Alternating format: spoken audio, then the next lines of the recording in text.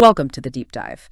We sift through, stacks of compelling sources, often ones that challenge the way things are usually done, and we try to pull out those surprising, actionable nuggets of knowledge for you. Exactly. And today, we're tackling a really big one: aging, strength, and what our sources claim is, frankly, a controversial truth about muscle loss. It touches millions. It really does define independence. Our mission today is pretty specific. We want to unpack these sources that really push back hard against the standard medical story on sarcopenia, age-related muscle loss. We're zeroing in on what they call overlooked fundamental errors in daily habits and presenting two simple, maybe non-conventional strategies. Strategies our sources claim can genuinely induce reverse sarcopenia even after 70, which is a huge claim. And when we say simple, we mean simple, almost shockingly so. The things we found here are so basic, so inexpensive, they kind of fly in the face of the whole industry built around managing frailty. Yeah, this deep dive definitely asserts that the narrative, the one that says decline, is inevitable. It's not just wrong, according to these sources, but maybe even, financially motivated in some ways. Wow. It's really about giving you, the listener, a kind of physiological blueprint to reclaim strength, not just sort of slow down the inevitable weakness. Okay, let's jump right in then. A perfect starting point seems to be this story of Harold Peterson. He's 74, described as, your average guy, slowing down, losing some strength, doing all the things he thought were right. Right. And his story is foundational here because he was actually actively discouraged by his own doctor from trying something new. Discouraged? How so? Well, his grandson, who's a physical therapist, suggested a simple, non-weight-bearing strength method.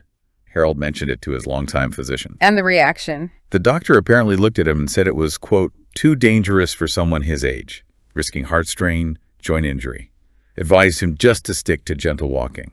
Too dangerous. That phrase really jumps out, especially because the sources tell us Harold actually got stronger than he was back at 60 using this method. Exactly. It perfectly illustrates this maybe overly conservative, fear-based approach that often dominates advice for seniors. The focus is so much on preventing injury that it actually prevents the very thing needed for vitality, the stimulus itself. That's the argument.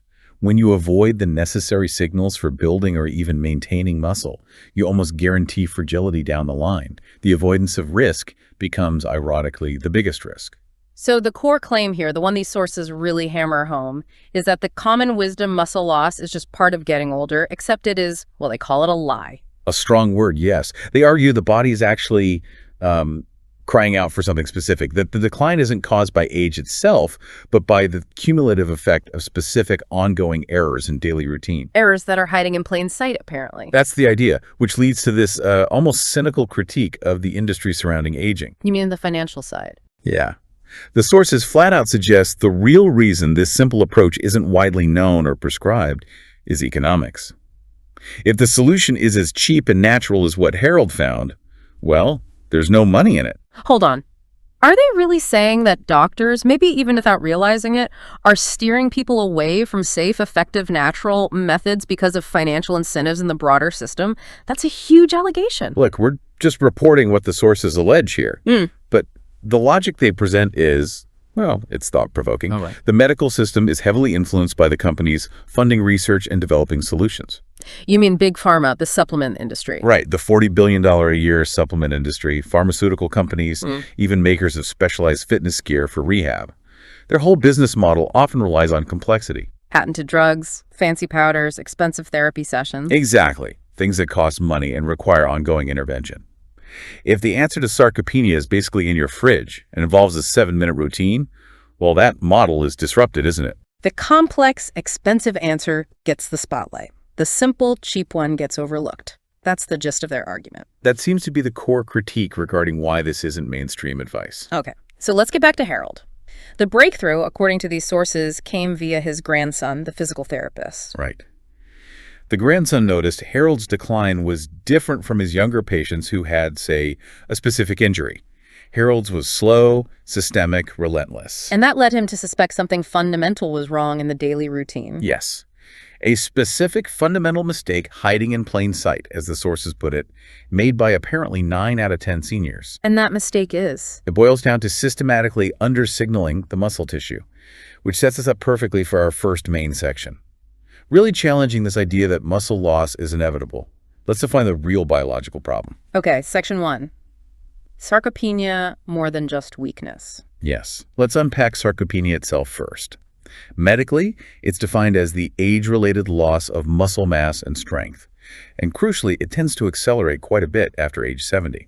And the sources are pretty blunt about their real-world impact. This isn't just about, finding it a bit harder to open a jar. No, it's about vulnerability.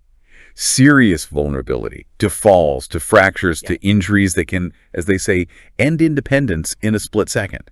It's a harsh reality. It really is that tipping point, isn't it? Like tripping over a rug. Exactly. If you've got good muscle mass, good fast twitch fibers, you react. You catch yourself, maybe you stumble, but you stay upright. But with sarcopenia, your reaction time is slower, your muscle power is lower. Mhm.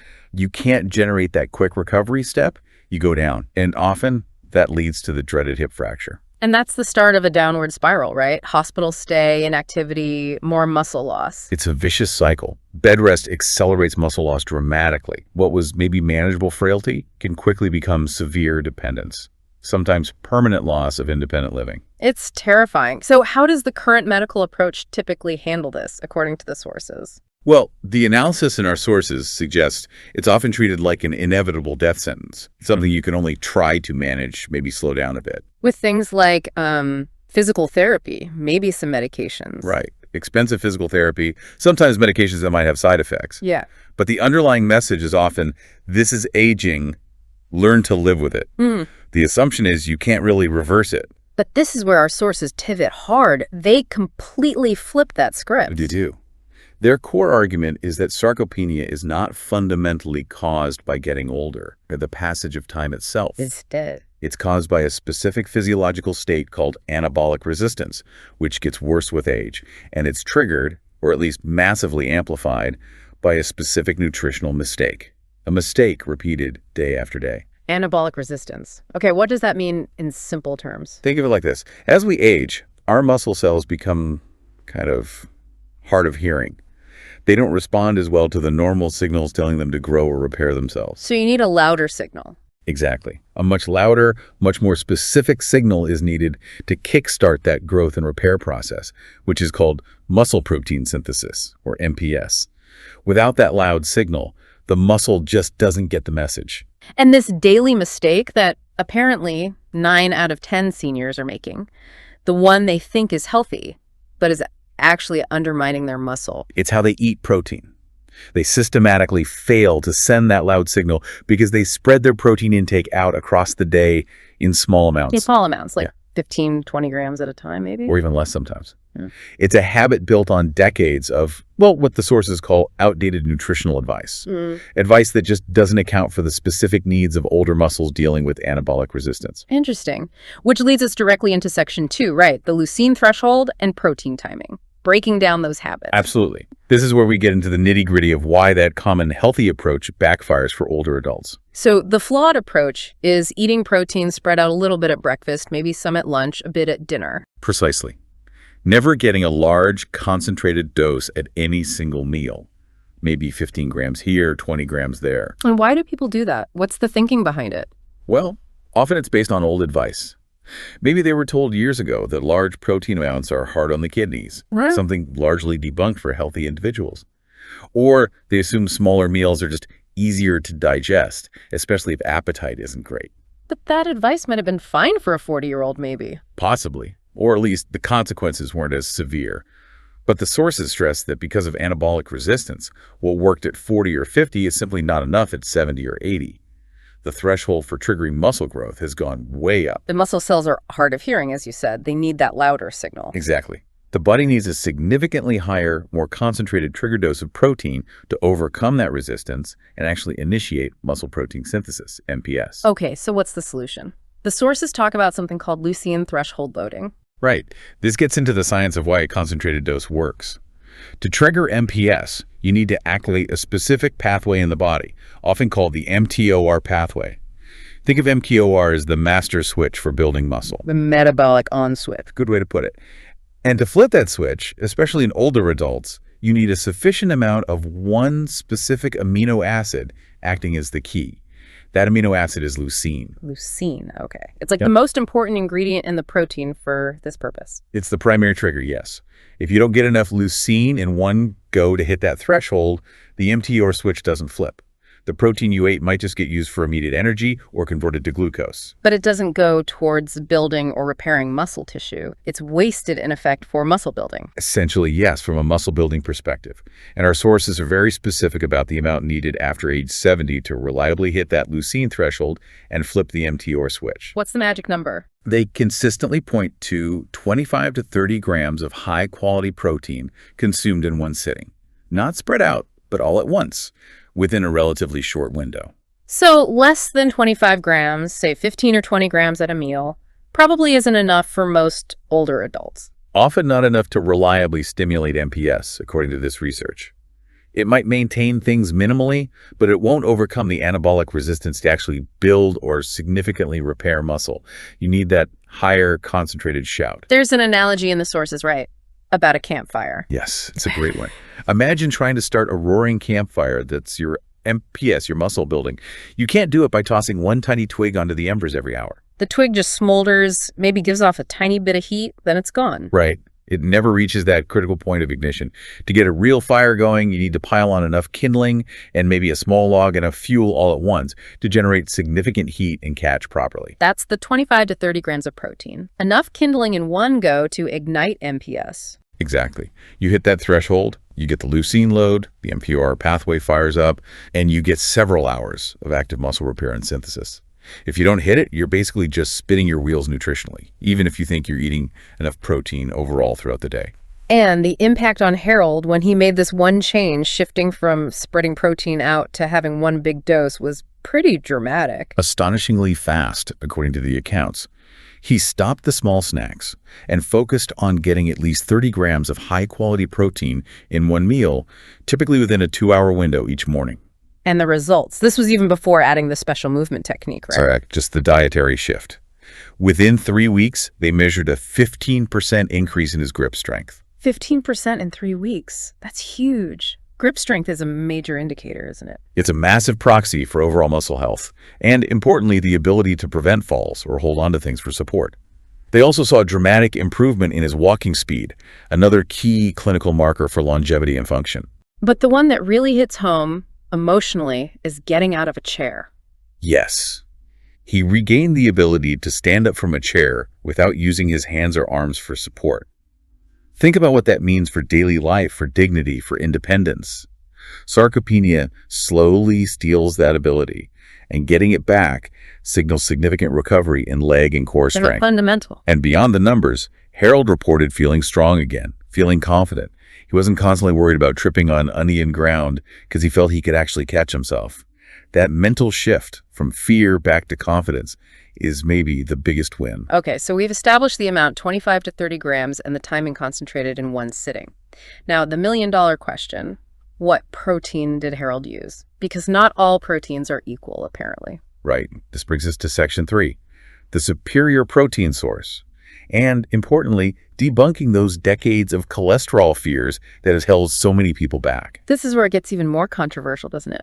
It does. The sources are really emphatic here.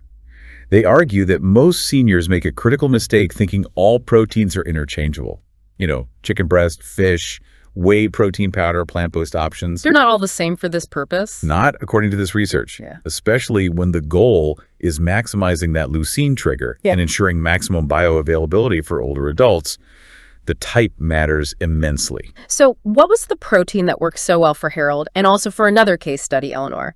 The rocket fuel, as they call it. Whole eggs. Whole eggs, not lean chicken, not a fancy protein shake. No, specifically whole eggs. And this is, as the sources point out, perhaps the ultimate irony or even betrayal. Because eggs, particularly the yolks, are the very food that the health industry has demonized for decades. Especially for older people worried about heart health, right? They were told, eat only the whites or avoid eggs completely. Exactly. That advice was pervasive. So wait, if this whole strategy hinges on getting the maximum leucine trigger, And whole eggs are supposedly the best source? How do we square that with decades of medical warnings about dietary cholesterol? This seems like a major conflict. It is, and we absolutely have to tackle this head-on because it's the biggest barrier for many people.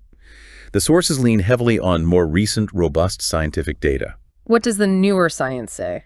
It overwhelmingly shows that for the vast majority of the population, the fear around dietary cholesterol, especially from nutrient-dense foods like eggs, was largely misplaced. It was based on, frankly, flawed interpretations of early research. Okay, so why are whole eggs considered optimal for aging muscles according to these sources? Several reasons. First, egg protein is considered the gold standard, the highest quality protein available. It has near-perfect bioavailability, meaning your body can absorb and utilize almost all of it very easily. Better than meat or powders? Arguably, yes, in terms of the combination of quality, bioavailability, and the specific amino acid profile. Which leads to the second key point. Eggs contain a perfect amino acid profile, including naturally high levels of leucine. The trigger amino acid we keep talking about. Precisely. They deliver that leucine efficiently. Plus, the yolk contains a powerhouse of other crucial nutrients often lacking in senior diets. Vitamin D, choline, B vitamins, antioxidants like lutein. Nutrients you lose if you just eat the white. Exactly. The nutrients are packaged perfectly together in the whole egg. And the sources mentioned a specific protocol Harold and Eleanor followed. It wasn't just eating eggs whenever. No, the timing and quantity were specific, designed to maximize that morning MPS trigger. They consumed 3 to 4 whole eggs every single morning. 3 to 4. Whole eggs. Okay. And the timing. Specifically within 1 hour of waking up. This is crucial. You're breaking the overnight fast, and your body is primed for nutrients.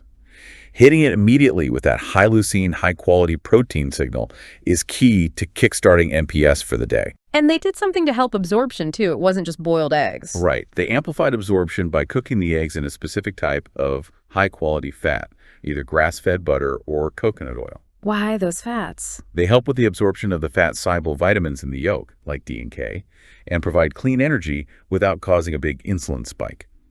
High insulin can actually inhibit muscle protein synthesis, so avoiding that spike is important. So eggs cooked in butter or coconut oil, what did they avoid eating with the eggs? They specifically avoided things that do spike insulin and create an unfavorable hormonal environment first thing in the morning. Think sugary cereals, large amounts of toast or white bread, sugary juices, basically highly processed carbs. Maybe some spinach on the side for nutrients, but not carb-heavy sides. Okay, let's pause right here and really hammer the cholesterol point because this is vital. Decades of advice. Egg yolks clog your arteries. And the sources directly counter this, citing modern research. They state pretty unequivocally that for most people, the cholesterol you eat in foods like eggs does not significantly raise your blood cholesterol in a harmful way. How does that work? Doesn't eating cholesterol raise cholesterol? The body has a feedback loop. It tightly regulates how much cholesterol it makes internally, mostly in the liver. When you eat more dietary cholesterol, your body typically compensates by producing less. For the majority, it balances out. The link between dietary cholesterol and blood cholesterol is much weaker than once thought. And the sources mention other benefits for seniors eating whole eggs. Yes, they cite large observational studies and reviews suggesting seniors who regularly consume whole eggs often show better cardiovascular health markers, stronger bones thanks to the vitamin D, K2, and protein, and significantly better cognitive function compared to those who avoid them. The choline in yolks is critical for brain health. So the narrative is completely flipped. The food they were told to fear might actually be protective. That's the argument presented. And it forces a critical risk assessment for older adults. What's the real risk here? Exactly. What's genuinely riskier for someone over 70? Eating a few whole eggs each day, a food now largely vindicated by recent science, or continuing to lose muscle mass due to insufficient protein signaling, becoming so weak you can't catch yourself during a simple trip, leading to a fall, a fracture, and the loss of independence. When you frame it like that, the fear of eggs seems almost counterproductive if it leads to frailty. That's precisely the point the sources make. The fear itself might be contributing to the problem by preventing people from using one of the most effective, nutrient-dense tools available. Let's bring in Eleanor's story. She was 81, right? And really struggling. Deeply struggling. So weak she couldn't manage her own groceries, couldn't tend her garden anymore. She was actively looking at assisted living options because she felt she just couldn't cope independently. That's the reality of severe sarcopenia. But then she started this egg protocol. Yes. 4 whole eggs every morning, cooked in butter, within an hour of waking. And after just 6 weeks on this protocol, What happened? a complete turnaround. She was carrying heavier grocery bags than she had in years. She started walking 2 miles every morning because she had the energy and strength. She felt, in her words, more energetic than she had in over a decade. And they assisted living plans? Totally abandoned. She was fully self-sufficient again. It's a powerful testament to correcting that single nutritional signal. And the objective measures, did they track muscle mass for Harold and Eleanor? They did. And this is maybe the most staggering result reported. Within 90 days of combining the egg protocol with the movement component we're about to discuss, both Harold, 74, and Eleanor, 81, had muscle mass measurements that apparently rivaled people 20 years younger. 20 years younger, that's not just stopping decline, that's significant reversal. Exactly. It stunned their doctors, apparently. The same doctors who might have initially warned against eggs or dangerous movements were faced with objective data showing profound improvement. Incredible. Okay, so the eggs provided the high-octane fuel, but you mentioned they were only half the secret weapon. Harold's grandson also figured out a specific movement component. Yes. A synergistic movement that the sources claim multiplies the muscle-building effects by at least 300%. This is the second key piece. A 300% multiplier. That sounds significant. What is this movement? Section 4, right? Resistance breathing. Exactly. And the beauty of it, according to the sources, is that it takes less than 10 minutes a day, usually around 7 minutes. And it's accessible to virtually anyone, regardless of their current fitness level or mobility, even if someone is chair-bound. So it's not traditional exercise, not weights, not aerobics. Definitely not. The source is very clear on this. It's not about lifting external weights. It's not cardio like running or cycling. And it's not the often repetitive, sometimes boring physical therapy exercises people dread. Because those often come with risks for seniors, right? Joint pain, injury. Precisely. Traditional weightlifting can stress joints. High-impact aerobics can be risky. This method is designed to bypass all of that, generating stimulus without the associated risks. Okay, so what is resistance breathing? How does it work? It's fascinating, actually. It works by using internal resistance. You combine specific, controlled breathing patterns with targeted muscle contractions against your own breath and body structure. Against your own breath, how does that work? Can you give an example? Sure. Think about exhaling slowly and forcefully, but while you're doing it, you consciously tense and brace your abdominal muscles, your chest muscles, maybe even your back muscles, resisting the air being pushed out. You're creating internal pressure and tension. Okay, I think I can picture that, like bracing yourself. Exactly. Or on the inhale, you might slowly expand your chest while actively contracting the muscles around the rib cage or in your upper back, resisting that expansion slightly. You're making your muscles work hard simply by controlling the tension against the natural movement of breathing. So you're leveraging your diaphragm and breathing mechanics to create muscle tension without any external load. That's the core idea. You're creating this internal resistance, this controlled isometric or slow resisted movement using just breath and muscle activation. It forces muscles, even small stabilizing ones, to work harder than they normally would. And the benefits. Why is this supposedly so much better than, say, just walking? Well, the sources list several key advantages. First, zero joint stress, because there's no external load or impact. Second, virtually no injury risk if done correctly with controlled breathing. Third, no equipment needed. You can do it anywhere. Okay, low risk, accessible. But why the 300% multiplier effect? What's happening physiologically? This is key. The sources claim this type of controlled resisted breathing, especially involving core bracing, triggers a significant natural release of growth hormone, much more so than gentle exercise. Growth hormone, that's important for muscle repair, right? Hugely important. So imagine, you've just flooded your system with leucine and high-quality protein from the eggs. Your muscles are primed. Then you do this resistance breathing, which spikes natural growth hormone. The timing is crucial again. Absolutely. The growth hormone surge hits right when the protein building blocks are available, significantly amplifying the signal for muscle protein synthesis. It basically tells the body, use that protein now to build muscle. And it does something else too, waking up dormant fibers. Yes. If you've been inactive or just doing the same limited movements, many muscle fibers, especially those needed for quick reactions and stability, can become dormant or underutilized. This internal resistance method apparently helps to activate those dormant muscle fibers, bringing them back online. So it's rebuilding the cellular machinery. In a sense, yes, waking up the whole system. And another reported benefit is accelerated recovery. Unlike intense weight training that causes micro tears needing rest days, this method doesn't seem to cause the same damage. Which means you can do it every day. That's what Harold and Eleanor did. They could perform this routine daily without risking overtraining or burnout, ensuring consistent stimulus. And the specific protocol was Exactly 7 minutes of this resistance breathing, performed every morning immediately after finishing their high-protein egg breakfast. got it. Fuel up, then immediately activate with the breathing. Create that perfect metabolic window. That's the synergy they describe. Huh. Priming the engine with the fuel, then immediately hitting the accelerator with the hormonal and muscular activation signal. Let's look at the results again, but specifically tied to the movement now. Harold, 74, the stairs example. Right.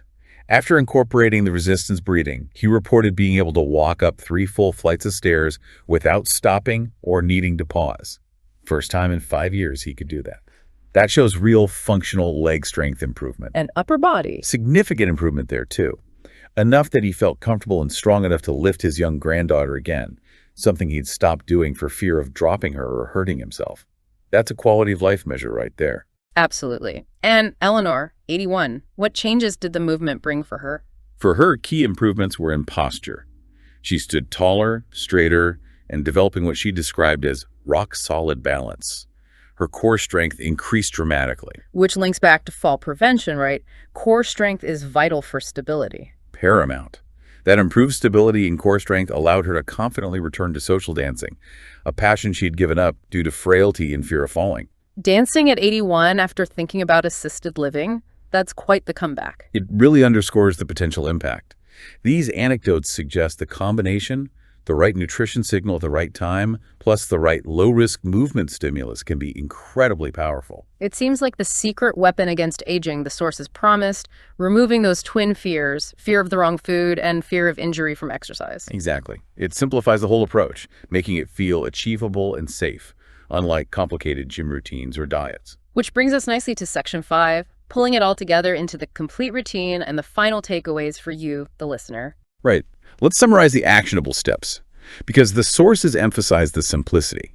It boils down to getting that high-quality protein dose right, at the right time, and immediately following it with those 7 minutes of targeted internal resistance breathing. Okay, step by step, based on Harold and Eleanor's success, what's step 1? Step 1 is acquisition. Get the right fuel.